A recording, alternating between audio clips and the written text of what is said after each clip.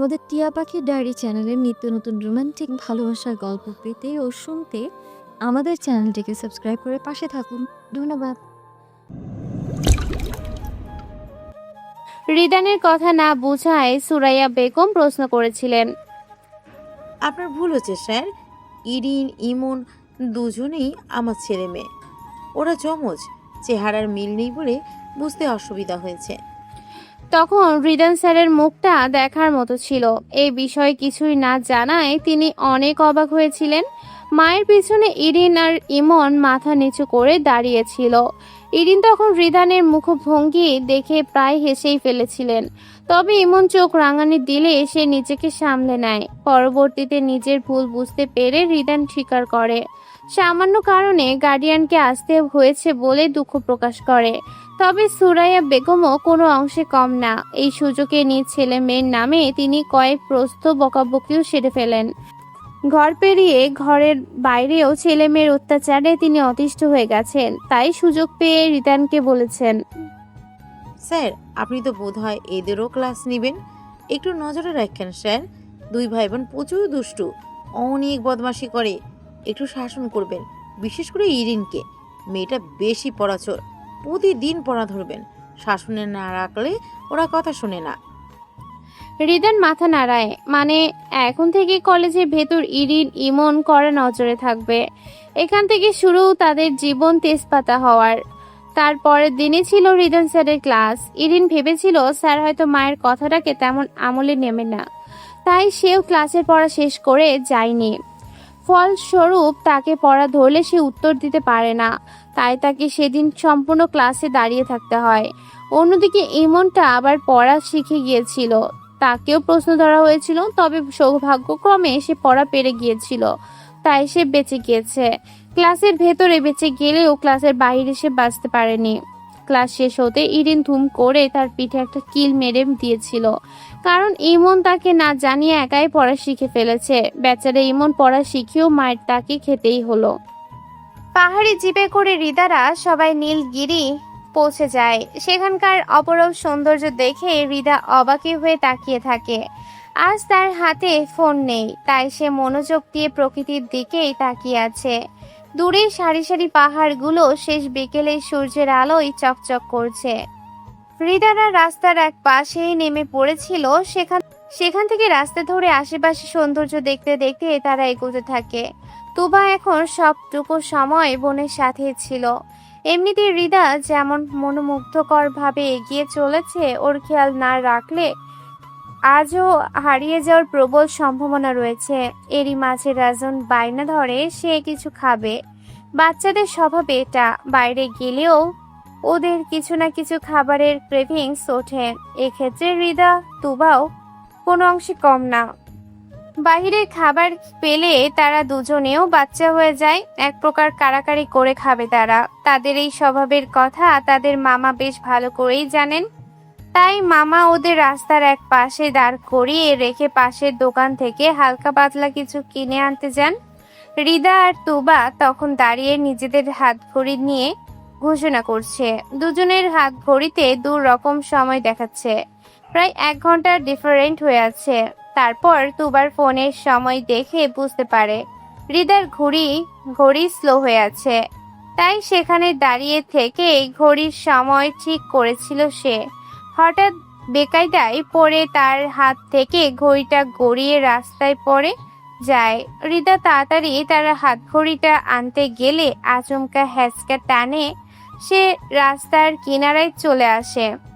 চোখের সামনে তার ঘড়িটা ইন্না লিল্লাহ করে একটা গাড়ি এসে তার ঘড়িটার উপর দিয়ে চলে যায়। ফলে ঘড়ির কাজটা ভেঙে গুঁড়ো হয়ে যায়।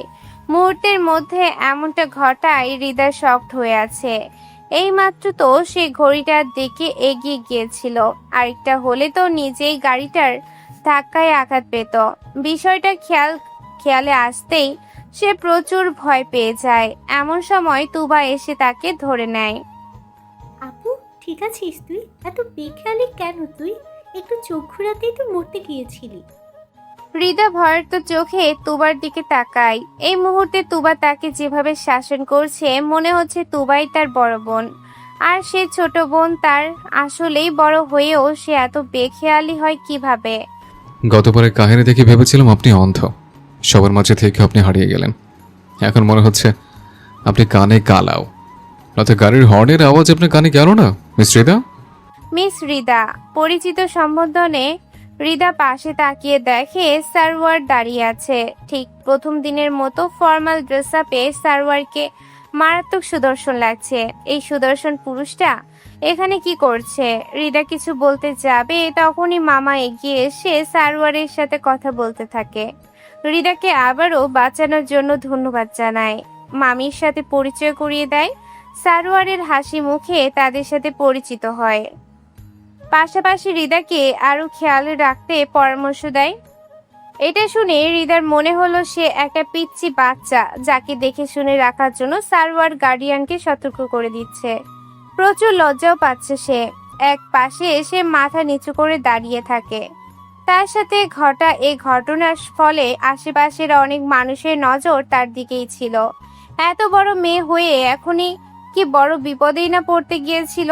তুবা হঠাৎ পাশ থেকে বলে ওঠে, ইস, লোকটা কত ভালো। তুই আসলে গর্ধ বাবু।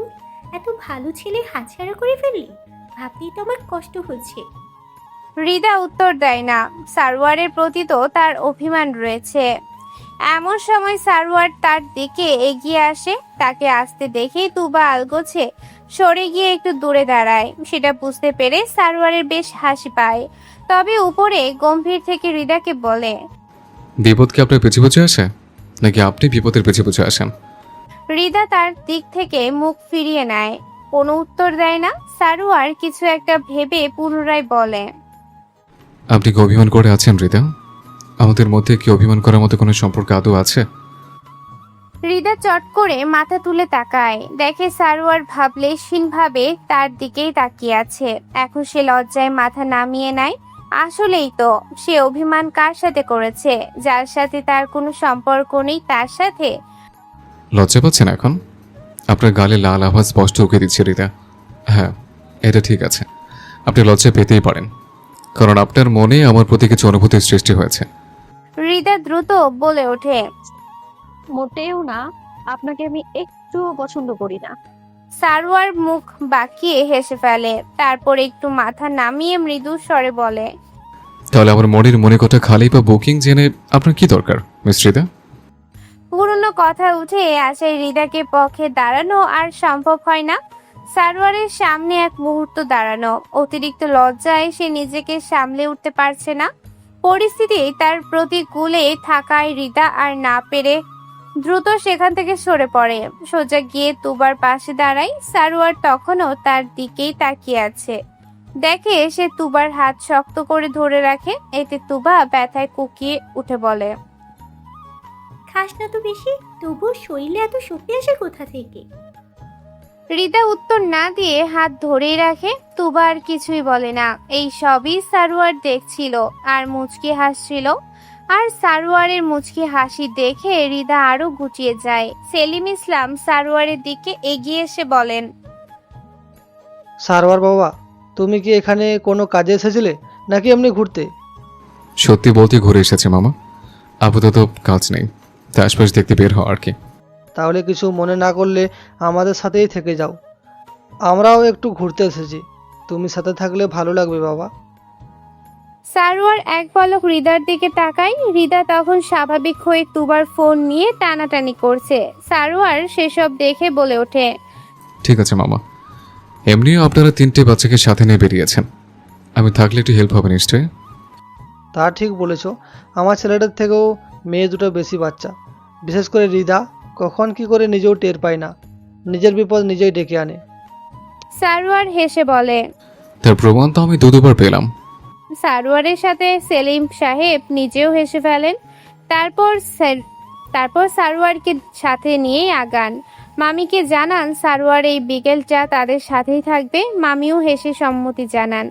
মামা রিদা তুবাকে আসতে বলে নিজে আগান, কারণ পেছনে সারওয়ার নিজেই আছে।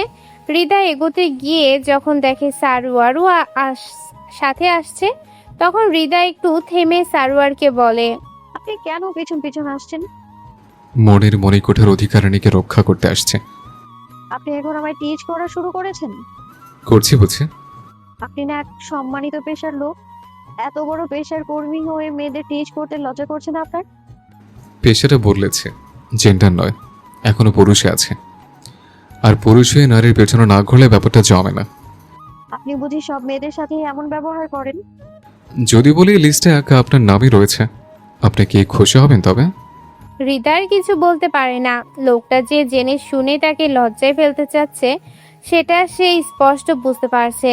এই জায়গায় অন্য কোনো ছেলে থাকলে হয়তো হৃদা রাগে ফেটে পড়তো, তবে সারোয়ারের ক্ষেত্রে ব্যাপারটা আলাদা হলো কেন? এক্ষেত্রে সে রাখতে পারছে না, বরং লজ্জা পাচ্ছে সে। সারোয়ারের দিকে তাকালেও লজ্জা পাচ্ছে সে, অথচ এই হৃদয় কিনা সেই শুরুর দিন সারোয়ারকে যা তা বলে অপমান করেছিল, হৃদয় কিছুই বলে না, চুপচাপ সামনে আগায়। হৃদা আর সারোয়ারের মধ্যকার কাহিনী তুবা কিছুই বুঝতে পারছে না, তবুও সে কিছুই জিজ্ঞাসা করে না। পরে না হয় সময় করে জেনে নিবে, তবে এইটুকু বুঝতে পারছে তার অগোচরে এদের মাঝে কিছু তো একটা হয়েছে, যেটা তাকে জানানো হয়নি। তারপর তারা সবাই মিলে নীলগিরি পাহাড়ে ওঠে। সেখানে উঠে হৃদা সব ভুলে নিজের মতো আনন্দে করতে থাকে। তুবার ফোন নিয়ে অনেকগুলো ছবি তুলে, নিজের ফোন হারিয়েছে বলে কি হয়েছে, বোনের ফোন তো আছেই, তবুও ঘুরতে এসে ছবি তোলা মিস করা যাবে না। হৃদাকে এমন উৎফুল্ল দেখে অজান্তেই সারোয়ারের মুখে হাসি ফুটে ওঠে। পরক্ষণে অবাক হয় নিজের প্রতি। মেয়েটার উপর রাগ না হয় উল্টো ভালো লাগে কেন? এটা তো কথা ছিল না। সারোয়ার উল্টো ভেবেছিল হৃদার সাথে দেখা হলে শাস্তি দিবে অপমানের জন্য, তা না করে এখন আরো সাহায্য করেছে মেয়েটাকে। এইসব ভাবনার মাঝেই সারোয়ারের ফোন বেজে ওঠে। দেখে ইরিন ফোন দিয়েছে। সারোয়ার কল রিসিভ করতে উপাস থেকে ইরিন বলে ওঠে, ভাইয়া যাও না, তুমি একটু দেখবা না? আমি তো তোমার ওখানে যেতে চাইনি, একটু তো ভিডিও কলেই দেখতে চাইলাম, তাও এমন হেলায় ফেলছো আমাকে। বোনের এমন অভিমানী কণ্ঠ শুনে সারোয়ারের একটু খারাপ লাগে। সারোয়ার কাজের চাপে ভাই বোনকে একটু সময় দিতেই পারে না। ঘুরতে নিয়ে আসা তো বিলাসিতা, বোন একটু আবদার করলো, সেটা পূরণ করতে না পারলে তার নিজেরই শান্তি হবে না। তাই বোনকে শান্ত করে ভিডিও কল দেয়। ততক্ষণে সূর্যাস্তের সময় হয়ে গেছে। সময় বুঝে মেয়েটা ফোন করেছে। ভিডিও কল রিসিভ হতেই দেখা যায় ইরিনের পাশাপাশি মনোযোগ দিয়েছে। দুটো একসাথে নিশ্চয়ই ল্যাপটপের সামনে বসেছে। সারোয়ার আগেই তাদের সতর্ক বার্তা দিয়ে দেয়। দুটোর একটাও চিৎকার করবে না, একদম চুপচাপ থাকবে। আমি এখানে একা নই, আশেপাশে মানুষের অভাব নেই। ভাইয়ের কথা শুনেই দুজন ঠোঁটে আঙুল দিয়ে ভদ্র হয়ে আসে। সারোয়ার তা দেখে নিঃশব্দে হেসে ফেলে, তারপর ব্যাক ক্যামেরা অন করে প্রকৃতির অপরূপ সৌন্দর্য দেখার সুযোগ করে দেয়। অপরদিকে হৃদা অনেকক্ষণ ধরে খেয়াল করেছে সারোয়ার ফোনে ব্যস্ত হয়ে আছে, এমনকি তাকে মাঝে মাঝে মুচকি হাসি দিতেও দেখা যাচ্ছে। এসব দেখে হৃদা ভ্রু কুঁচকে তাকিয়ে আছে। লোকটা তো বলল অন্য কোনো মেয়ের সাথে সে এমন ব্যবহার করে না, তবে ফোনে কার সাথে হেসে হেসে কথা বলছে। কৌতূহল বশত হৃদা সারোয়ারের দিকে এগিয়ে আসে। মামা মামি সহ বাকিরা সবাই প্রকৃতির সৌন্দর্য দেখতে ব্যস্ত, আর হৃদা ব্যস্ত সারোয়ারকে পর্যবেক্ষণ করতে। প্রকৃতি পাগল মেয়েটা প্রকৃতি রেখে একটা পুরুষের দিকে নজর দিচ্ছে। ব্যাপারটা সারোয়ারের নজরে আসতেই সে হঠাৎই হৃদার দিকে তাকিয়ে আছে উঠে। এতে হৃদা থতমত খেয়ে সরে যেতে নিলে একটা পাথরে বেজে পড়ে যেতে নেয়। হঠাৎ এমন কাণ্ড দেখে সারোয়ার ফোন ফেলে উঠে হৃদার হাত ধরে আটকে নেয়, তাকে সোজা করে দাঁড় করিয়ে বলে, আপনার কি হুঁশ জ্ঞান নেই হৃদা? এমন বলদের মতো কাজকর্ম করেন কিভাবে? হৃদা নিজেও ভয় পেয়ে গিয়েছে, তাই কাপা কণ্ঠে বলে, আমি দুঃখিত, কিভাবে জানি। আর এক্সকিউজ দিতে হবে না। এখানে কি করছেন আপনি? ফ্যামিলির মানুষ রেখে আবার দৌড়েছেন কেন? এখানে তো আপনি ছিলেন, তাই। আমি কি আপনার জন্য আপনজন? ভয় লাগে না আমায়? আপনি শাসন করছেন আমায়? আমাকে আপনার পরিবারের লোক পেয়েছেন? সে সুযোগটা রাখলে হয়ে যেতেন, আপনার দোষে হলো না সেটা। হৃদা মুখ ভেঙচি দিয়ে তুবার কাছে চলে যায়। হৃদা চলে যেতেই সারোয়ার ফোন পুনরায় হাতে নেয়। ততক্ষণে সূর্যাস্ত প্রায় শেষের পথে। এতক্ষণ তাদের দেখার সুযোগ না দেওয়ায় ইরিন হাজারো বকবকানি শুরু করে। সারওয়ান কানে ইয়ারফোন ঢুকিয়ে চুপচাপ বসে থাকে, কোনো উত্তরও দেয় না, আবার কিছু বলেও না। ইরিন নিজের মতো করে নিজের সমস্ত রাগ ঝাড়তে থাকে। অপরদিকে এমা বারবার বোনের মুখ চেপে মুখ বন্ধ করার চেষ্টা করেও ব্যর্থ হয়। এরিন নিজের মতোই রাগারাগি করে ফোন কেটে দেয়। এর মাঝে সারোয়ার একটা কথাও বলে না। হয়তো সারোয়ারের কানে সেসব যায়নি, কারণ তার মনোযোগ তো ছিল হৃদার দিকে, যার স্নিগ্ধ মুখশ্রীতে সূর্যাস্তের শেষ মুহূর্তের আলো পড়ায় অপরূপ সুন্দর লাগছিল। সারোয়ার না চাইতেও তার নজর সেদিকেই আটকে পড়েছিল। সন্ধ্যার সময় তারা সবাই মিলে কাছাকাছি একটা রেস্টুরেন্টে খেতে যায়। মামার সিদ্ধান্ত ছিল সন্ধ্যার সাথে সাথেই তারা চলে যাবে, তবে সারোয়ার সাথে ছিল বলেই তারা এতটা লেট করলো। তারা সবাই মিলে এক টেবিলে খেতে বসে। ঘটনাক্রমে সারোয়ারের পাশের সিটেই হৃদা বসে। তারা খাবার অর্ডার দিলে সারোয়ার নিজ হাতে সবার দিকে খাবার সার্ভ করে দেয়। ইতিমধ্যেই রাজন বাবার কোলেই ঘুমিয়ে গিয়েছে, তাই মামা তার ছেলেকে কোলে নিয়ে বসে আছে। বাকি সবটুকু সারোয়ার নিজেই সামলে নেয়। সারোয়ারের পাশে বসে খেতে হৃদার বেশ সংকোচ হচ্ছিল, তবে সারোয়ার একদম স্বাভাবিক ছিল। খাবারের সময়টুকু কোনো রূপ সমস্যা হয়নি, বরং মামা মামি সারোয়ারের সাথে বিভিন্ন গল্প করতে করতে খাবার শেষ করে। সারোয়ারকে দেখে মনেই হয়নি সে একটা বড় পেশার বড় পদে রয়েছে, বরং দেখে মনে হচ্ছে সাধারণ একজন পুরুষ মানুষ, যে সবার সাথে স্বাভাবিকভাবেই কথা বলছে। তারপর ফেরার সময়ে সারোয়ারের যাত্রাপথ হৃদানের যাত্রাপথ থেকে আলাদা, দুজন উল্টো পথে যাবে, তাই সেখানেই তাদের সারোয়ারকে বিদায় জানাতে হয়। সারোয়ার নিজেই দায়িত্ব নিয়ে গাড়ি ঠিক করে দেয়। তারা একে একে গাড়িতে ওঠার পর সব শেষে হৃদা উঠবে। তখন সারোয়ার হৃদার কাছে এসে নিচু কণ্ঠে বলে, আইডিটা ব্লকে রেখেছে, যাতে আপনার আমার প্রতি অনুভূতির সৃষ্টি না হয়। তাই যতই হোক, আপনার মতে আমি চরিত্রহীন অসভ্য পুরুষ, তারপরও আপনার অনুভূতির পরিবর্তন হলে ভালোই, তবে আনব্লক করে রাখবো নি। আশা করব পরবর্তী শুরুটা যাতে হালাল পথে গিয়ে শেষ হয়, নয়তো শুরুটা না হয় ভালো হবে। হৃদা তুবা মামার বাড়ি থেকে বাসায় চলে এসেছে। মামার ছুটি ছিল না বলে তাদের একাই গাড়িতে তুলে দিয়েছিল। তারা দু বোন একাই চলে এসেছে। সেদিনের পর আর সারোয়ারের সাথে হৃদার কথা হয়নি, তবে সারোয়ার ঠিকই ব্লক করে রেখেছে। হৃদা নিজেই সাহস করে আর মেসেজ দিতে পারেনি, দিবে কিভাবে? সারোয়ার তো বলেই দিয়েছে সে সিরিয়াস, আর কোনো ফাজলামো সে সহ্য করবে না। আর হৃদাও ফাজলামোতে নেই, সত্যি সে দোটানায় পড়ে গেছে। এখন তার মনের ভেতর কেমন অদ্ভুত অনুভূতি সৃষ্টি হয়েছে। সে বুঝতে পারছে না সে আদৌ সারোয়ারকে ভালোবাসে কি না, তবে সারোয়ারের কথা ভাবলেই তার অন্যরকম অনুভূতির সৃষ্টি হয়। একটু ভালো লাগা, লজ্জা পাওয়া, এসব কি ভালোবাসার অংশ?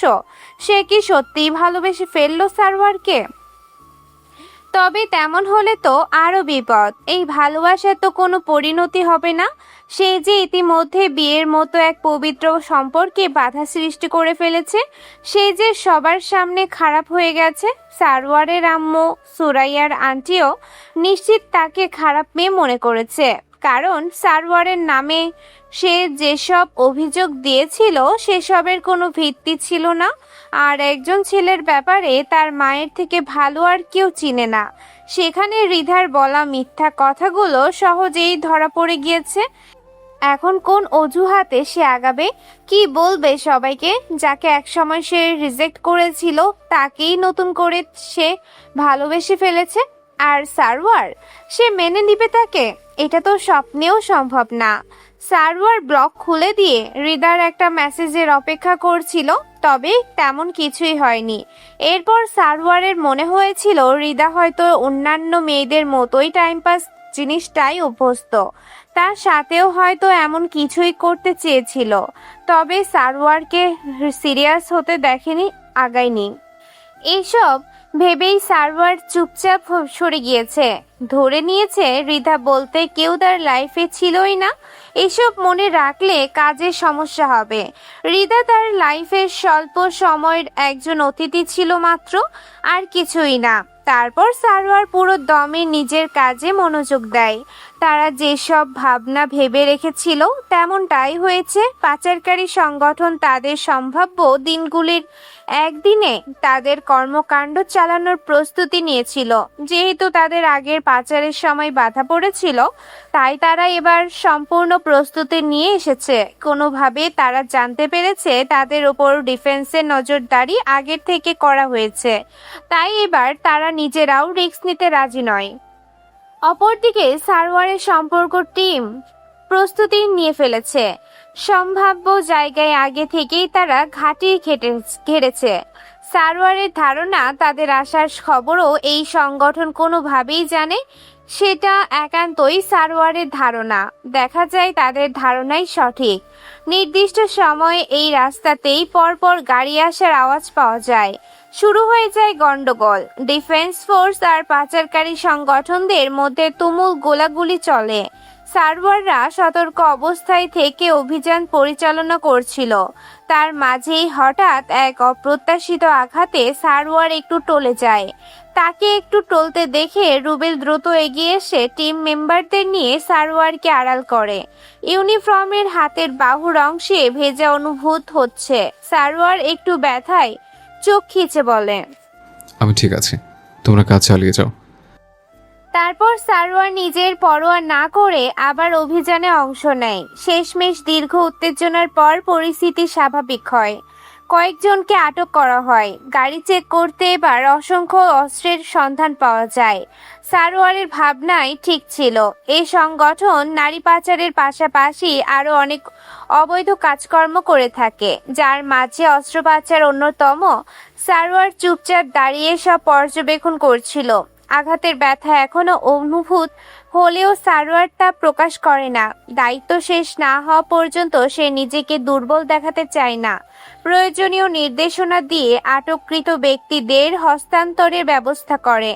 অভিযান শেষে সবাই ক্যাম্পে ফেরার প্রস্তুতি নেয়। অন্ধকার পেরিয়ে আলোতেই আসতেই রুবেল সাওয়ারের হাত দেখে চিল্লিয়ে উঠে ইউনিফর্মের হাতের অংশ রক্তে ভিজে গেছে।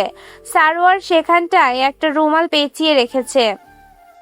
স্যার, গুলি লেগেছে আপনার, ইমিডিয়েট হাসপাতালে যেতে হবে।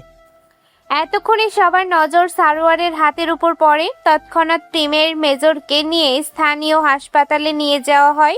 হাসপাতালে নিতেই তাকে ইমার্জেন্সি অপারেশনে নেওয়া হয়। গুলিটা হাতের বাহুতে মাংসপেশিতে আটকে ছিল, তাই তেমন একটা জটিলতা হয়নি। ডাক্তাররা গুলিটা বের করে ব্যান্ডেজ করে দিয়েছে। সারোয়ার ক্লান্ত থাকায় তাকে ঘুমের ইনজেকশন দেওয়া হয়েছিল।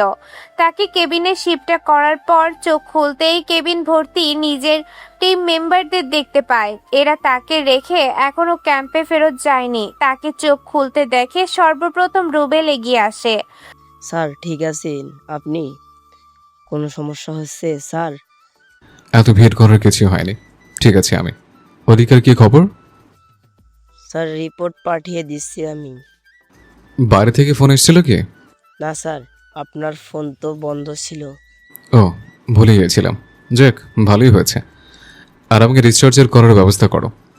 জি স্যার। জিএইচ আপনার জন্য সিট রাখা হয়েছে। আপনাকে এখন সোজা সেখানে ট্রান্সফার করা হবে। বেশি বুঝো তোমরা। আমাকে সোজা বাসায় রিচার্জের ব্যবস্থা করো, আমি বাসায় যাব। কিন্তু আপনার চিকিৎসা শেষ হয়নি, এখন আপনাকে ডিসচার্জ দেওয়া হবে না। দুঃখিত স্যার। সারোয়ার বিরক্তিতে চোখ বন্ধ করে নেয়। হাসপাতাল তার বরাবরই অপছন্দের। তার এখনই একদমই সহ্য হয় না। তার উপর এবার পরিবারও সাথে নেই। সারোয়ার পরিবারের জানাবেও না। মা শুধু শুধু টেনশন করবে। তাই সুস্থতার জন্য বাধ্য হয়ে তাকে চিকিৎসা করাতেই হবে, আর কিছুই করার নেই। ইরিন কলেজে টিফিনের সময় কলেজ ক্যান্টিনে বসে খাচ্ছিল। তখন রিদান স্যারও ক্যান্টিনের সামনে দিয়ে যাচ্ছিলেন। ইরিন খেতে বসে সামনে দিয়ে রিদানকে যেতে দেখে খাবার মুখে নিয়েই মুখ ভেঙচি দেয়। ভেবেছিল হয়তো রিদান সেটা দেখবে না। অথচ বিষয়টা রিদানের চোখে পড়ে যায়। রিদান থমকে দাঁড়িয়ে ইরিনের দিকে তীক্ষ্ণ দৃষ্টিতে তাকায়। এতে ইরিন ভয় পেয়ে যায়। এখন তো তাকে কিছু বলবে বা করবে না, তবে ক্লাসে তো তাকে নিশ্চিন্ত ছাড়বে না। রিদান ইরিনের দিকে দৃষ্টি নিক্ষেপ করেই চলে যায়। ইরিনের আর খাবার গলা দিয়ে নামে না। ভয়ে আর তার আত্মায় পানি নাই হয়ে গেছে। কারণ টিফিনের পরের ক্লাসটাই রিদান স্যারের ক্লাস। স্যার যেভাবে তার দিকে দৃষ্টি নিক্ষেপ করছিল, তাকে তো ক্লাসে পড়ার ছলে শিক্ষা দিয়েই ছাড়বে। এখন তো ইরিন ভাবছে কিভাবে স্যারের হাত থেকে বাঁচা যায়। হঠাৎ তার একটা বিষয় মাথায় আসতেই খুশি হয়ে যায়। সে দ্রুত খাবার শেষ করে টিফিন টাইমের মাঝেই ক্লাসরুমে চলে যায়। গিয়েই বেঞ্চে হেড ডাউন করে বসে পড়ে। কয়েকটা মেয়ে তখন ক্লাসে বসে আড্ডা দিচ্ছিল। ইরিনকে এভাবে বসে থাকতে দেখে কারণ জিজ্ঞাসা করলে ইরিন জানায় তার খুব পেটে ব্যথা করছে। কেউ যাতে একটু কষ্ট করে ইমনকে ডেকে আনে। ইরিনের কথা মতো একটা মেয়ে গিয়ে ইমনকে ডাকে। ইমন তখন বাইরে ক্লাসের ছেলেদের সাথে আড্ডা দিচ্ছিল। সে ছেলে ব্যতীত ক্লাসের মেয়েদের সাথে তেমন কথা বলে না। যেহেতু ক্লাসে তার বোনই থাকে, তাই কোনো প্রয়োজনে ইরিনকেই সব বলে। এখন একটা মেয়ে এসে তাকে ডাকে। স্বভাববশত বাকি ছেলেরা হই হই করে ওঠে। এতে ইমন বিরক্ত হয়ে মেয়েটিকে ঝাঁঝালো কণ্ঠে বলে, কি হয়েছে, সমস্যা কি?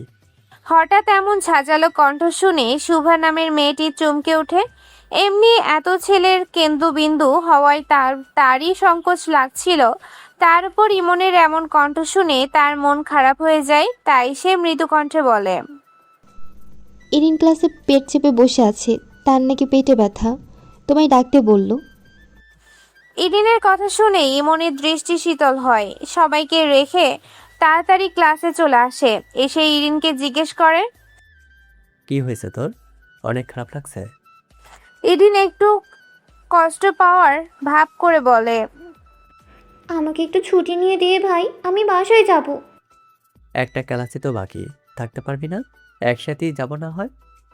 না রে ভাই, পারবো না আমি, প্লিজ ভাই সাহায্য কর। একসাথে বড় হওয়ায় ইমন ইরিনের ব্যাপারে সব জানে। ছোট থেকে তার একসাথে খুনসুটি করে বড় হয়েছে, তাই বোনের মধ্যকার সব বিষয় একে অপরের সাথে শেয়ার করেছে। তাই মেয়েলি ব্যাপারগুলো সম্পর্কে ইমনের জানা আছে। তাছাড়া এই সময়টাই ইরিন একদম নিস্তেজ হয়ে পড়ে। তাই ইমন সবই ভালোই বুঝতে পারে। তবে কখনো এসব নিয়ে বোনের সাথে কোনো কথা বলে না, যাতে বোন তার সাথে কথা বলতে লজ্জা না পায়। ইমন ভেবেছে হয়তো ইরিনের তেমনই কোনো সমস্যা হয়েছে, তাই বেশি কিছু না বলে সোজা অফিস রুমে গিয়ে বোনের হয়ে ছুটি নিয়ে নেয়। চেয়েছিল নিজের জন্য ছুটি নিতে, ইরিনকে নিয়ে বাসায় যেতে। তবে ইরিনই মানা করেছে, বলেছে একাই যেতে পারবে সে, শুধু ছুটি নিয়ে দিলেই হবে। ইমন অফিসে কথা বলে ইরিনের ছুটি নিয়ে নেয়। তারা যে জমজ এটা এখন টিচাররা সবাই মোটামুটি জানে। তাই ইরিনের হয়ে ইমনকে আসতে দেখে কিছুই বলেনি, বরং ভাই বোনের মহব্বত দেখে আরো প্রশংসা করেছেন। ইরিন ছুটি পেয়ে খুশি মনে তাড়াতাড়ি করে কলেজ থেকে বেরিয়ে পড়ে। ইমন কলেজ গেট পর্যন্ত তার সাথে এসেছিল। ইরিন কলেজের রাস্তা পার হতেই সে ক্লাসে চলে আসে। ততক্ষণে টিফিন টাইম শেষ। রিদানের ক্লাস শুরু হতেই সে এসে সবার পড়া ধরতে থাকে। ক্লাসে ইরিনকে অনুপস্থিত দেখে কারণ জিজ্ঞাসা করলে একটা মেয়ে জানায় ইরিন অসুস্থ হওয়ায় ছুটি নিয়ে চলে গেছে। এতে রিদান একটু অবাকই হয়। যেই মেয়েকে একটু আগেই গান্ডে পিণ্ডে গিলতে দেখলে, সে কিভাবে মুহূর্তের মধ্যে অসুস্থ হয়ে বাসায় চলে গেল। পরেই ভাবে অসুস্থতা তো বলে আসে না, হয়তো সত্যি অসুস্থ হওয়ায় চলে গিয়েছে। রিদান আর বেশি না ভেবে ক্লাস করানো শুরু করে। অপরদিকে ইরিন কলেজ থেকে বেরিয়ে কিছু দূরে আসতেই সেখানে একটা ফুচকার দোকান দেখতে পায়। কিছু মেয়েরা সেখানে ফুচকা খাচ্ছে। ইরিনের আবার ফুচকা না, চটপটি বেশি পছন্দ। এই সুযোগ পেয়ে সে 1 প্লেট চটপটি অর্ডার দিয়ে ফেলে। তারপর পাশে একটা টুল দেখে ফুচকা মামাকে বলে, মামা এখানে বসি, আমি না একটু অসুস্থ, বসি। ফুচকা মামা না করেন না। এমনিতেই তিনি এখন সবাইকে ফুচকা চটপটি দিতে ব্যস্ত। উনার বসার সময় নেই এখন। অনুমতি পেয়ে ইরিন আইস করে সেখানে বসে। গরমে ঘেমে একাকার অবস্থা। ইমন সাথে থাকলে দুজনে একসাথে গাড়ি করে চলে আসতো, তবে আজ সুযোগ পেয়ে হেঁটে রওনা দিয়েছে সে। তার চটপটি তৈরি হতেই সে আরাম করে বসে থাকতে খেতে থাকে। এতক্ষণ যে কতটা সময় পেরিয়েছে তার খেয়াল নেই, সে তো নিজের মতো খাওয়ায় ব্যস্ত। হঠাৎ সামনে কারোর অবয়ব দেখে সে মাথা তুলে তাকায়, দেখতে পায় ইমন রাগী দৃষ্টিতে তার দিকেই তাকিয়ে আছে। তা দেখে ইরিন ঠোঁট এলিয়ে মেকি হাসি দেয়। সাথে সাথে ইমন তার মাথায় একটা চাপড় দিয়ে বলে, এই তোর অসুস্থতার নমুনা? আমাকে দিয়ে মিথ্যে পালালি কেন? তার উপরে এখন রাস্তায় বসে আছিস। রাস্তায় দিয়ে টিচার বা ক্লাসের ছেলে মেয়ে দেখলে কি উত্তর দিবে? শয়তানের নানি। ভাই খেতে দে, খাওয়া শেষ করি আগে। তুইও খাবি? তোর জন্য অর্ডার দিই? নিজেরটা গি লাগে। তাড়াতাড়ি চল এখান থেকে। আমি আসার সময় দেখলাম রিডান স্যারও বের হচ্ছে। রিদানের কথা শুনে ইরিন তাড়াতাড়ি করে খাওয়া শেষ করে, কারণ রিদান এই রোডে টিউশনি করায়। কলেজের পরে তাকে কোনোভাবে দেখলে রাস্তাতেই ক্লাস নিয়ে ফেলবে। ইরিন খাবার শেষ করতে ইমন খাবারের বিল দিয়ে তাড়াতাড়ি রিক্সা ডেকে দুজনে উঠে সোজা বাসার উদ্দেশ্যে রওনা দেয়। আর তাদের এসব কার্যকলাপ দূরে একটা দোকানের সামনে দাঁড়িয়ে রিদান সবই দেখে। তার হাতে একটা সিগারেট ধরানো। একটু পরেই তার টিউশনি আছে, তার আগে একটা সিগারেট ধরাতে এসেছিল সে। রাস্তা দিয়ে তার অনেক স্টুডেন্টই যাবে, তাই একটু আড়াল করে দাঁড়িয়েছিল সে। তাই তাকে কেউ না দেখলেও সে ঠিকই দেখছিল। ইরিন ইমন কেউ সে স্পষ্ট দেখতে পাচ্ছিল। তারা চলে যেতেই রিদানও সিগারেট শেষ করে একটা সেন্টার ফ্রুট মুখে দিয়ে টিউশনি করাতে চলে যায়। সব তো দেখলোই আজ, এর শিক্ষা তো পরে দিবে সে। সারোয়ারকে সোজা সিএমএইচে শিফট করা হয়েছে। যেহেতু সে বাসায় একা থাকে, তাকে দেখাশোনার কেউ নেই, তাই তাকে হাসপাতালের আন্ডারে থেকেই সুস্থ হতে হবে। তার আঘাতের কথা শুনে সিনিয়র অফিসার খোঁজ নিয়েছেন। তার টিমের সদস্যরা ইতিমধ্যেই সব রিপোর্ট জমা দিয়ে দিয়েছেন। সারোয়ার এখন হাসপাতাল বেডে বসে আছে। একটু আগেই নার্স এসে এতে ড্রেসিং করে ব্যান্ডেজ করে দিয়েছেন। সারোয়ার ফোন হাতে নিয়ে বাড়িতে ফোন দেয়। এখন দুপুর 12টা বাজে। সুরাইয়া বেগম তখন দুপুরে রান্নার প্রস্তুতি নিচ্ছেন। টিভি ছেড়ে দিয়ে বসে কাটা বাছা করছেন। তখন সারোয়ারের ফোন আসতেই তিনি তাড়াতাড়ি রিসিভ করেন। কেমন আছিস সাবিত? ভালো আছি আম্মু। কি করছো? রান্নার প্রস্তুতি নিচ্ছি রে। তোর ওদিকে সব ভালো তো? সবই ভালো। এরিন ইমন কোথায়? ওরা কলেজে গিয়েছে, চলে আসবে এক্ষুনি। তোকে গতকাল ফোন দিলাম, ফোন যে বন্ধ দেখালো। ফোনে চার্জ শেষ হয়ে। স্যার আপনি ভালো আছেন এখন? ব্যথা কমেছে? আচমকা রুবেল এসে এমন কথা বলাই সারোয়ার রেগে তার দিকে তাকায়। রুবেল তো কিছুই বুঝতে পারে না স্যার কেন রাগ দেখাচ্ছে তাকে। অন্যদিকে রুবেলের কথা সবই ফোনের ওপারে সুরাইয়া বেগম শুনে নিয়েছেন। তিনি আতঙ্কিত হয়ে বলেন, সারোয়ার কি হয়েছে তোর? কিসের ব্যথা? তুই কিছু লুকাচ্ছিস আমার থেকে? আম্মু তেমন কিছু না। আসলে আসলে ও একটা অপারেশনে ছিলাম গতকাল। একটু আঘাত পেয়েছি, বেশি কিছু না। টেনশন করো না তুমি, আমি ঠিক আছি এখন। তবে মায়ের মন কি আর তার মানে? তিনি সারোয়ারের কথা শুনতে চান না। তিনি সিদ্ধান্ত নিয়ে ফেলেন তিনি এবার বান্দরবন যাবেন ছেলের কাছে। ছেলেকে আঘাত পেতে শুনে কোনো মায়ের মন বাসায় টিকে থাকে নাকি? তিনি সারোয়ারকে না জানিয়ে রওনা দিয়ে দিবেন। তার আগে ইরিন ইমনকে কোথাও রেখে যেতে হবে। ইমন ইরিন বাড়ি ফিরে দেখে সুরাইয়া বেগম কিসব গোছগাছ করছেন। তা দেখে ইরিন ফিসফিসিয়ে ইমনকে বলে, তোর কাপড় চোপড় ব্যাগে ভরছে কেন? তোকে নিশ্চয়ই বাড়ি থেকে বের করে দিবে। ইমন তার মাথায় একটা গাঁটটা মেরে বলে, বলদি তাকিয়ে দেখ, তোর কাপড় চোপড় ব্যাগে পড়ছে। তোকেও বের করে দেবে।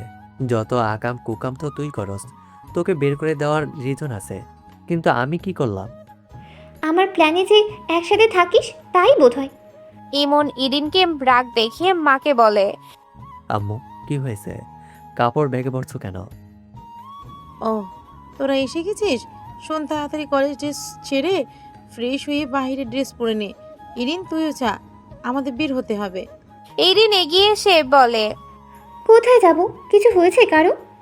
সুরাইয়া বেগম কাজ সারতে সারতেই বলে, হ্যাঁ, তোদের ভাইয়া ব্যথা পেয়েছে, আমি সাবিতের ওখানেই যাব। আমরা যাব না? না, আমি একাই যাব, তোরা নওশিনের বাসায় থাকবে। আমি কথা বলেছি নওশিনের সাথে। ইরিনের মনটা খারাপ হয়ে যায়, ইমনেরও খারাপ লাগে। এক্ষেত্রে মিশ্র অনুভূতি হচ্ছে, একবার ভাইয়ের জন্য খারাপ লাগছে, আবার মনে হচ্ছে এটাই তো একমাত্র সুযোগ ছিল বান্দরবন ঘুরে আসার। ইরিনকে মন খারাপ করতে দেখে সুরাইয়া বেগম নরম সুরে বলেন, রাগ করে না মা, সাবি তো নিজেই অসুস্থ। তোরা গেলে সারাদিন বাসায় বসে থাকতে হবে, কোথায় যেতে পারবি না। শুধু শুধু তাই গিয়ে ঝামেলা বাড়ানোর দরকার নেই।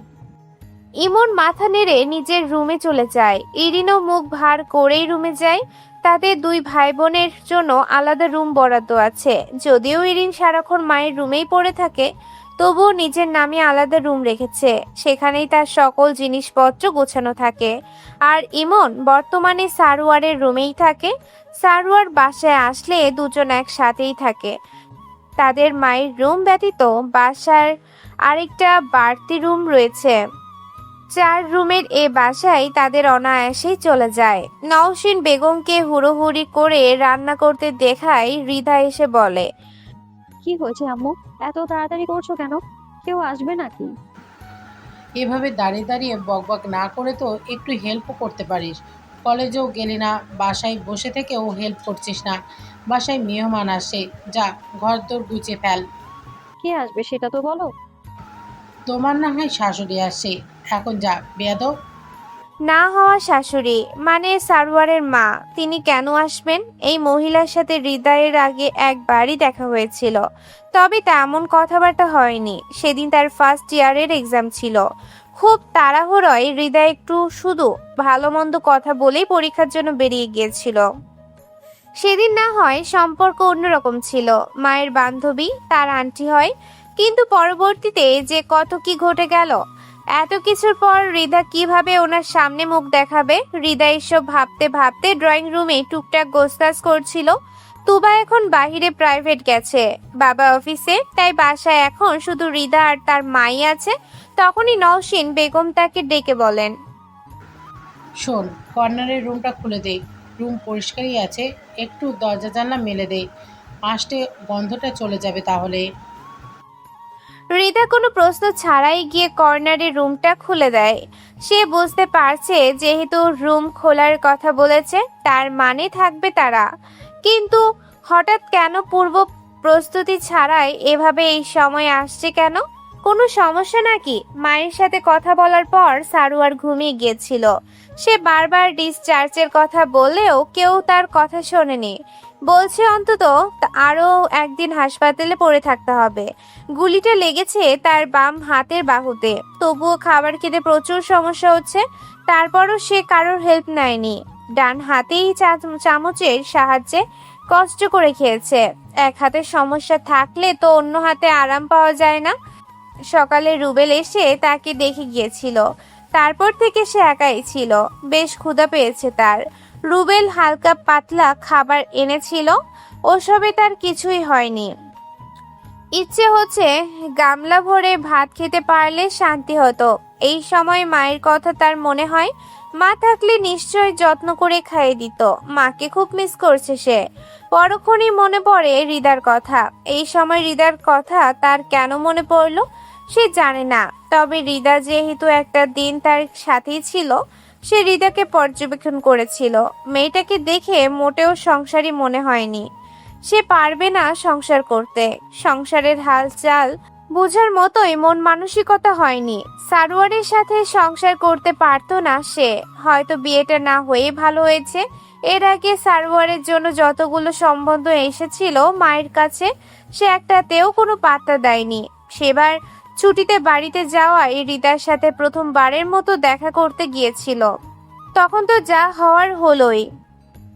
এত কিছুর পরেও কেন যেন হৃদা মেয়েটাকে তার কাছে খারাপ লাগে না। মেয়ে হিসেবে হৃদার সাংসারিক গোছের না হলেও বেশ সুন্দরী সে। প্রথম দেখাতে যে কোনো ছেলেরই ভালো লাগবে তাকে। তবে কথাই বলে না, সুন্দরী মেয়েরা নাকি মাথা মোটা হয়। মৃদা তার জ্বলন্ত প্রমাণ। আজ তো মাথা মোটা মেয়ে সে। সারোয়ার তো ভেবেছিল হৃদা তার বউ হলে সে নিজের হাতে গড়ে নিত তাকে, বাকি সংসারের কাজটা না হয় মায়ের হাতে থাকতো। এসব সেসবের কিছু না হওয়ায় ভালো হয়েছে নাকি খারাপ হলো সারোয়ার বুঝতেই পারছে না। তুবা বাসায় এসে মা বোনের এত কাজ দেখে কারণ জিজ্ঞাসা করলে হৃদা যতটুকু জানে ততটুকুই বলে ডাক তাকে। তারপর থেকেই তুবা খালি হৃদাকে খোঁচাচ্ছে, কারণ ইতিমধ্যেই সারোয়ারের সাথে তার বলা কথাগুলো খুবই তুবা জেনে গিয়ে ফেলেছে। তারপর থেকেই তার সাথে মজা করে। হৃদা বাধ্য হয়ে সেসব শুনতে থাকে। তার বলার মতো কিছুই থাকে না, সে শুধু চুপচাপ কাজ করতে থাকে। ঘরের কাজের মধ্যে হৃদা শুধু ঘরদোরটাই ভালো মতো গোছাতে পারে, তবু এই কাজটাও করতে চায় না। তাকে কাজের অর্ডার দিলে সে উল্টো তুবাকে অর্ডার দিয়ে বসে। এইভাবেই আরামে তার দিন চলে। নওশিন বেগমের রান্না প্রায় শেষের পথে, তখনই বাসার কলিং বেল বেজে উঠে। হৃদা ড্রয়িং রুমে বসেছিল, কলিং বাজাতেই সে দৌড়ে নিজের রুমে লুকায়। তুবা দরজা খুলে সুরাইয়া বেগমকে দেখে সালাম দেয়। তারপর নওশিন বেগম এসে তাদের আপ্যায়ন করে। হৃদা রুমের দরজায় দাঁড়িয়ে পর্দার আড়াল থেকে এসব দেখতে থাকে। সুরাইয়া বেগমের পেছনে থাকা ভদ্রবেশী ছেলে মেয়ে দুটোর হাতে ব্যাগ দেখে হৃদা ভাবে, এই পিচ্ছি দুইটা বাসায় থাকবে নাকি? নওশিন বেগম তাদের বসিয়ে খাবারের ব্যবস্থা করতে গেলে সুরাইয়া বেগম বলেন, নসু, খাবার সময় নেই রে, আমাকে বেরিয়ে পড়তে হবে। দেরি করলে পরে রাত হয়ে যাবে। দিনের আলো থাকতেই পৌঁছে যাওয়া ভালো হবে। বুঝিসই তো, অচেনা জায়গা, আগে কখনো যায়নি সেখানে। আমি তবে আমার ভাইকে ফোন করি। সেলিম তো গিয়েছিল সারোয়ারদের সেনানিবাসে, চিনবেও, ফোনও করি। তোকে এগিয়ে নিবে না হয়। এই না, শুধু শুধু ঝামেলা করার দরকার নেই। আমি ওখানে পৌঁছে সারোয়ারকে ফোন দিলেই দেখবি কাউকে না কাউকে পাঠিয়ে দিয়েছে। ওসব নিয়ে তুই ভাবিস না, তুই শুধু ছেলে মেয়ে দুটোকে একটু দেখিস। বাধ্য হয়ে রাখতে হচ্ছে রে। এভাবে বলছিস কেন? চিন্তা করিস না, ওদের দেখে রাখবো। এখন বস, দুটো খেয়ে পরে বের হবি। বলেই জোর করে খাবার বাড়ে। তুবাও মায়ের সাথে হেল্প করেছিল। হৃদয়ের মাঝে আর রুম থেকে বের হয়নি, সে রুম থেকেই সব শুনতে পারছিল। যতটুকু বুঝেছে সারোয়ারের কিছু হয়েছে, নয়তো আন্টি এভাবে তাড়াহুড়ো করে যেতেন না। হৃদার মনে কেমন লাগতে থাকে, বারবার মনে হচ্ছে একটু সারোয়ারের সাথে কথা বলা উচিত, কিন্তু সারোয়ার তো বলে দিয়েছিল এইভাবে কথা বলতে সে ইচ্ছুক নয়। এখন মেসেজ দিলে বোধহয় সে রাগ করবে।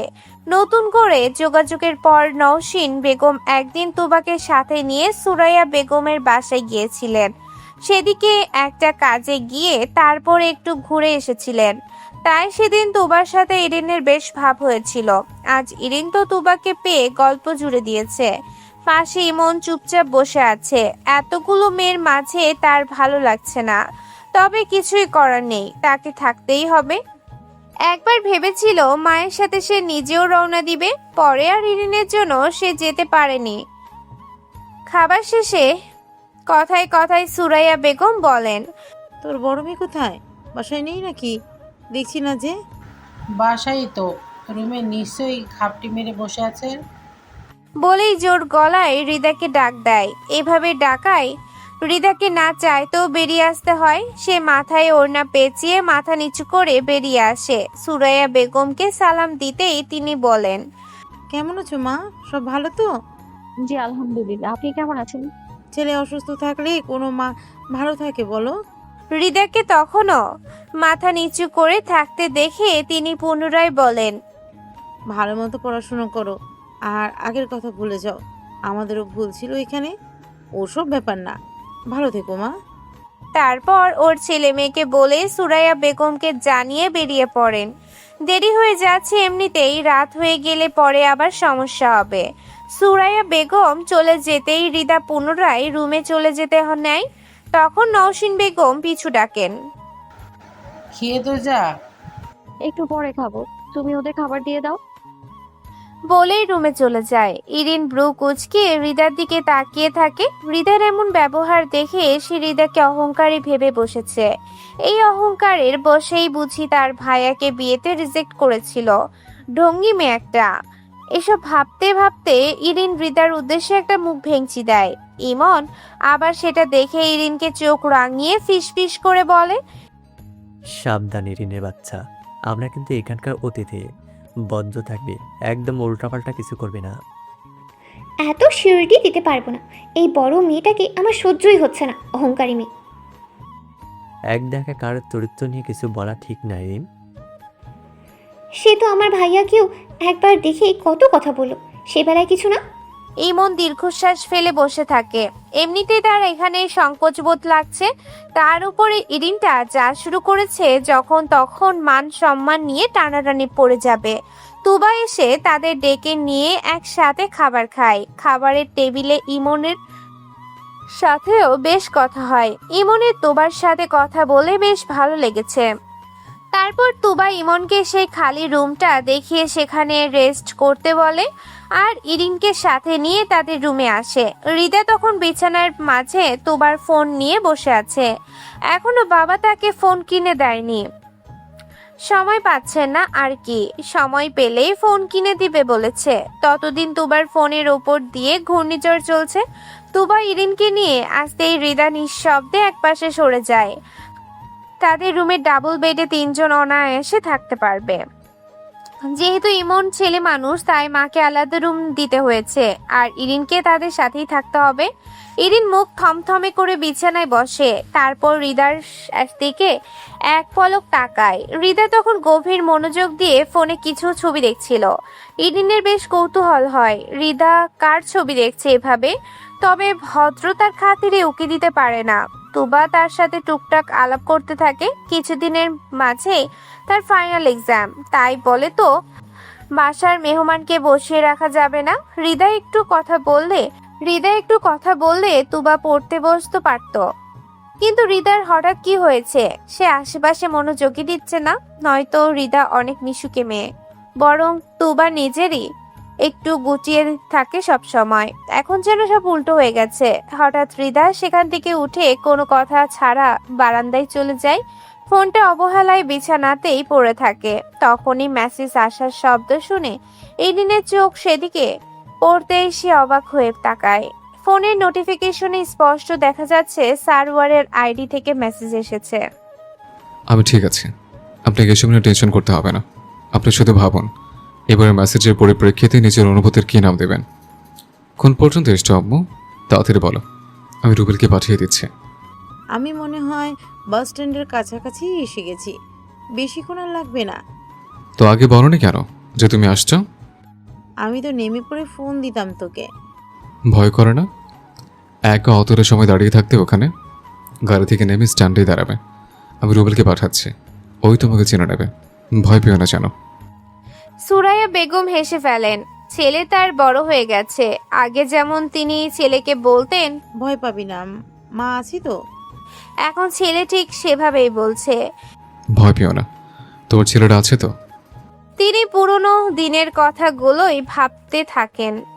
সারোয়ারের বাবা বেঁচে থাকাকালীন কতই না সুখের সংসার ছিল তাদের। যৌথ ফ্যামিলিতে থাকতেন সবাই মিলে। সারোয়ার তখনও পড়াশোনা করত। ইমন ইরিন অনেক ছোট। হঠাৎ একদিন সারোয়ারের বাবা অসুস্থ হয়ে পড়ে। প্রেসার থেকে স্ট্রোক করেছিলেন।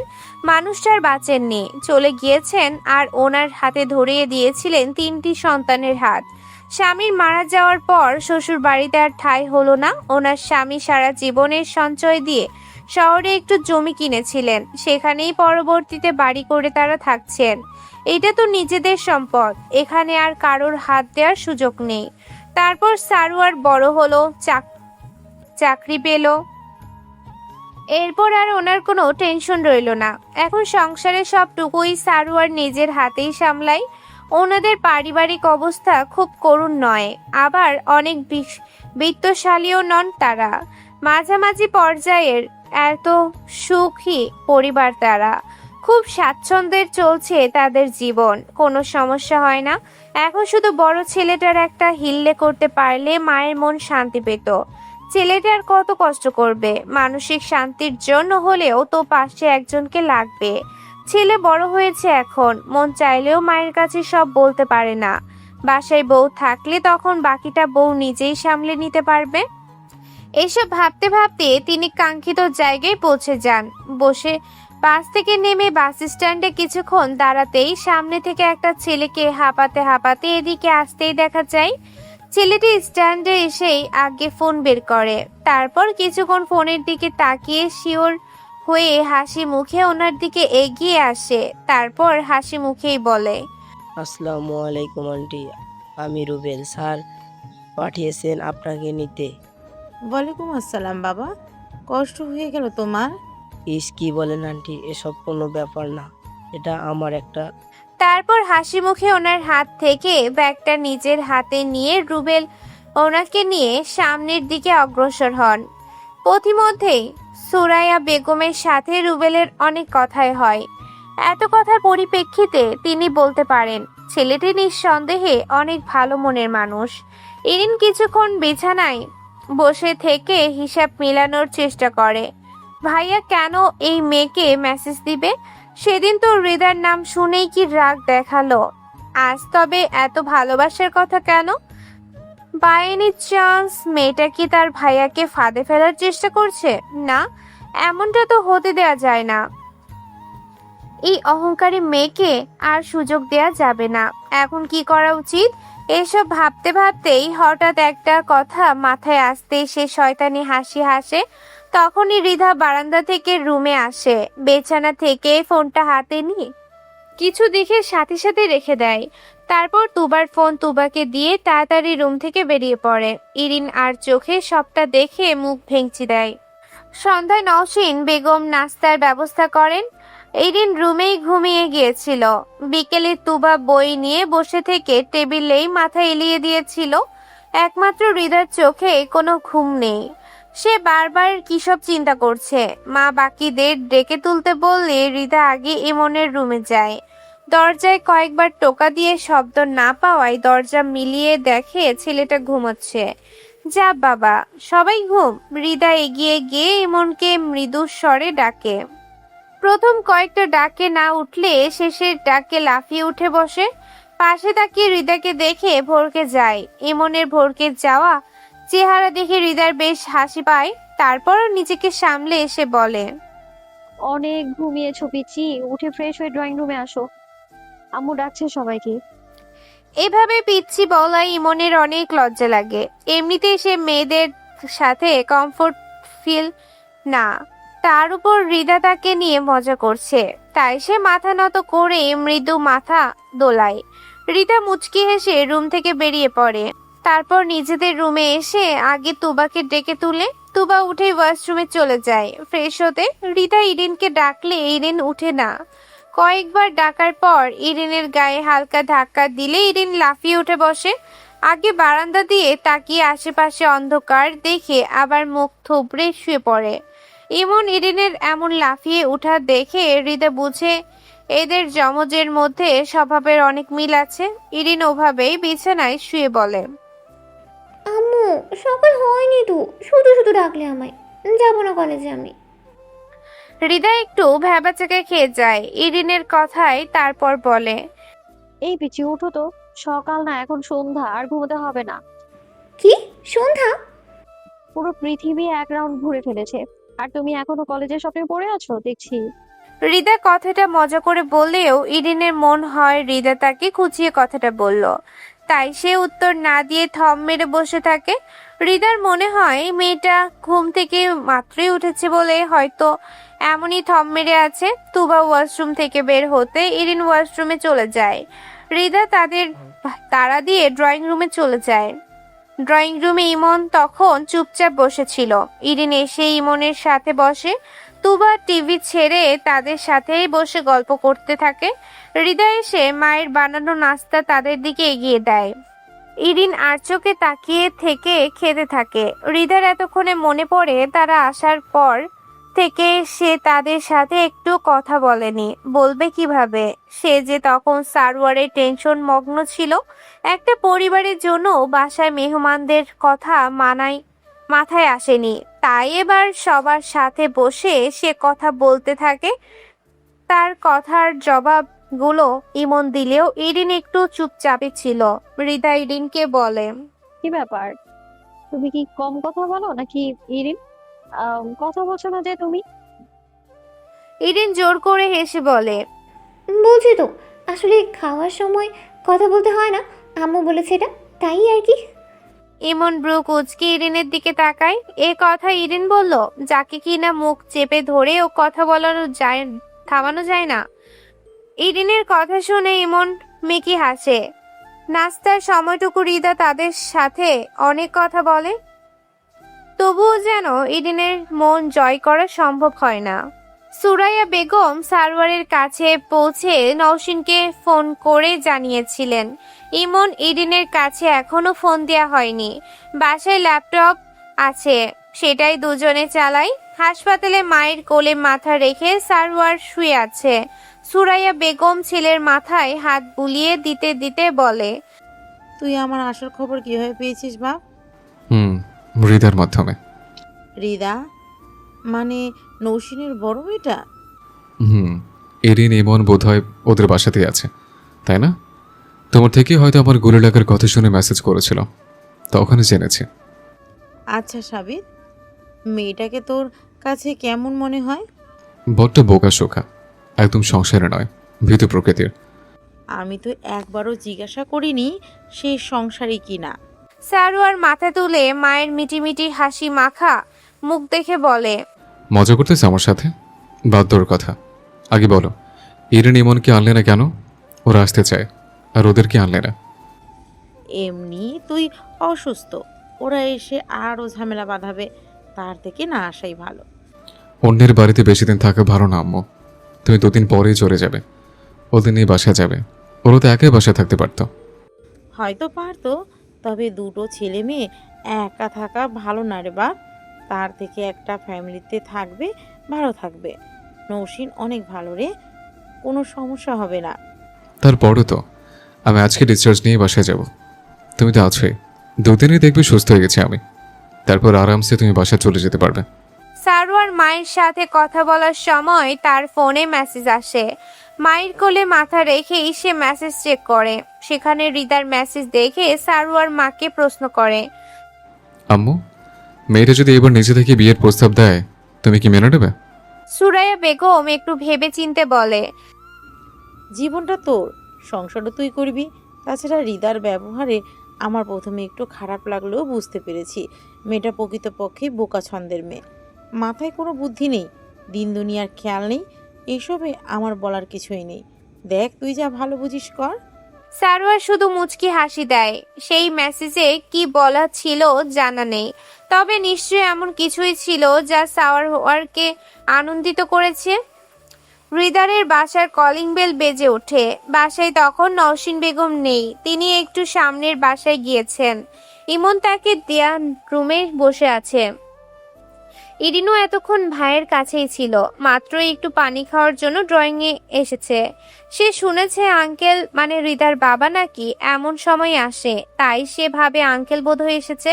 হৃদা তুবাকে না আসতে দেখে সে নিজে এগিয়ে যায় দরজা খোলার জন্য, তবে দরজা খোলা মাত্রই তার মুখ হা হয়ে যায়, চোখে মুখে বিস্ময় প্রকাশ পায়, সাথে সাথে এই মৃদু চিৎকার করে বলে ওঠে, আপনি এই বাসায়? সামনে থাকা ব্যক্তিরও সেম অবস্থা। ব্যক্তিটি তার দিকে একটু তীক্ষ্ণ দৃষ্টিতে তাকালে ইরিন ভরকে যায়। এমন সময় সেখানে হৃদার প্রবেশ ঘটে। সে কলিং বেল শুনে আগে ওড়না খুঁজছিল, এতক্ষণ লাগিয়ে ওড়না খুঁজে পেয়ে তারপর এসেছে। হৃদার ড্রয়িং রুমে আসতে ইরিন দৌড়ে গিয়ে হৃদার পেছনে লুকায়, তারপর ফিসফিসিয়ে বলে, আপু, একটা অনেক খারাপ লোক আছে, আমি ভুলে দরজা খুলে ফেলেছি। আপু, কি করবে এখন? কে আসছে? তুমি ভয় পাচ্ছ কেন? একটা বদমাস রাগী লোক। আমি বদমাস রাগী? হৃদারের কণ্ঠ শুনে ইরিন নিজেকে সম্পূর্ণভাবে হৃদার পেছনে লুকিয়ে ফেলতে প্রচেষ্টা চালায়। সে তো ভাবতেও পারেনি এই লোকটাকে এই বাসায় দেখবে কখনো। ভাইয়া, তুমি এত রাতে কিছু কি হয়েছে? আজব তো তুই হৃদা, আমার খালামনির বাসায় আসতে নির্দিষ্ট সময়ের প্রয়োজন আমার? মনে হচ্ছে বাসায় ঢোকার আগেই তুই আমায় প্রয়োজন শেষ করে বের করে দিতে চাচ্ছিস। ও ফ্রিদান ভাই, তুমি না বেশি বেশি বলো। আমি তো জিজ্ঞেস করলাম কোনো সমস্যা হলো নাকি, বাসায় আসো আসো। না হলে এত ঢেকা পড়ে নাই তোদের আজাইরা পেছাল শুনতে। আম্মু বাসায় তালা দিয়ে কোন আত্মীয়ের বাসায় চলে গেছে, আমিও চাবি আনতে ভুলে গেছি। খালামণি কোথায়? সামনের বাসায় গেছে, বসো তুমি, আমি পানি আনছি। হৃদা ড্রয়িং টেবিলের দিকে এগিয়ে গেলে পেছন থেকে ইরিন হৃদার জামা খামচে ধরে নিজেও যেতে চায়। তখন হৃদা তাকে দেখে ডাক দেয়। এই মেয়ে, দাঁড়াও ওখানে। হৃদানের ডাক শুনে ইরিন চোখ খিচে হৃদাকে ধরে বিড়বিড়িয়ে বলে, শুনিনি, আমি কিছু শুনিনি, কারোর কোনো ডাকই শুনিনি, কেউ ডাকেনি আমায়। হৃদাপু, তোমায় আর কখনো খারাপ বলবো না, অহংকারী বলবো না। আমি লোকটার সামনে থেকে সরাও প্লিজ। ইরিনের বিড়বিড়ি করে বলা কথার অধিকাংশ হৃদা বুঝতে পারেনি, তাই সে ব্রু কুচকে বলে, কি হয়েছে ইরিন? ভাইয়াকে ভয় পাচ্ছ নাকি? চেনো ভাইয়াকে? আমাদের স্যার, আপনি এই বাসায়? ইমনের কথা শুনে সবার নজর তার দিকেই যায়। হৃদান ইমনকে উত্তর দেয়, আমার খালামণির বাসা এটা। তোমরা? আম্মুর বান্ধবী হন উনি। আম্মু ভাইয়ার কাছে গিয়েছে, তাই আমাদের এখানে রেখে গিয়েছে। হৃদা ইরিনকে এক পাশে দাঁড় করিয়ে পানি এনে হৃদানকে দেয়। এই সুযোগে ইরিন তাড়াতাড়ি সেখান থেকে ভেগে যেতে চায়। তা দেখে হৃদান তাকে বলে, এই মেয়ে, তোমাকে আমি দাঁড়াতে বলিনি? কোন ধরনের অভদ্রতা এটা? হৃদানের কথায় ইরিন চমকে উঠে থেমে যায়। তারপর গুটি গুটি পায়ে ইমনের সাথে গিয়ে দাঁড়ায়। হৃদা ভাইকে থামাতে বলে, আরে ভাইয়া, এমন করছো কেন তুমি? তুই চুপ থাক, শান্তি জিনিসটা টাটকা টাটকা দিলেই বেশি ভালো। ইরিন, আজ ক্লাস করনি কেন? অসুস্থ ছিলাম আমি। আমি তো ছুটি নিয়ে চলে আসছিলাম। আচ্ছা, রাস্তার মোড়ের চটপটিটা কেমন ছিল ইরিন? ইস, অনেক মজা ছিল স্যার, আবারও টেস্ট করা উচিত। মুখ ফসকে কথাটা বলে ইরিন থমকে যায়। পাশে দাঁড়ানো ইমন তার বোকামোর জন্য তার দিকে রাগী দৃষ্টিতে তাকায়। তা দেখে ইরিন ঠোঁট উল্টো ভাইয়ের হাতের একটা আঙুল ধরে মাথা নিচু করে দাঁড়িয়ে থাকে। হৃদান তাদের দিকে তাকিয়ে বলে, সামনের সপ্তাহে ক্লাসে এক্সাম নিব, হাইয়েস্ট মার্ক না পেলে গার্ডিয়ান ডাকা হবে আবার। এটা তোমাদের পড়াশোনা থেকে পালানোর জন্য বেস্ট একটা শাস্তি হবে। কিন্তু আইসিটি তো শুধু এমসিকিউ, এটার চেয়ে তো সায়েন্সের সাবজেক্টগুলোতে বেশি গুরুত্ব দেওয়া উচিত। ইরিনের মিনমিন করে বলা কথা শুনে হৃদা কপালে হাত দেয়। ইরিন যে বড্ড বড় ভুল করে ফেললো। এই আইসিটির মতো সাবজেক্টটাকে হৃদান তাকেও পুরো গুলিয়ে খাইয়েছে। এখনো তাকে প্রশ্ন জিজ্ঞাসা করলে হয়তো সে গড়গড়িয়ে উত্তর দিতে পারবে। তোবাকেও আইসিটি মুখস্থ করিয়ে ছেড়েছে, এখন তাদের মতো ভুলটা ইরিনও করলো। হৃদান ভাই নিশ্চিত এখন তাদেরকেও আইসিটি গুলিয়ে খাইয়ে দিবে। তার ভাবনা শেষ হতেই দেখা যায় হৃদান তুবাকে ডাকছে। তুবা আসতেই তুবাকে বলে আইসিটি বই আনতে। হৃদা একবার বলে, ভাইয়া বন্ধ করো এসব, ওরা আমাদের বাসার মেহমান, এসব ঠিক হচ্ছে না। মেহমান হতে পারো তোদের বাসায়, তবে আমার কাছে একমাত্র স্টুডেন্ট ছাড়া আর কিছুই না। তুই চুপ থাকবি নাকি তোকেও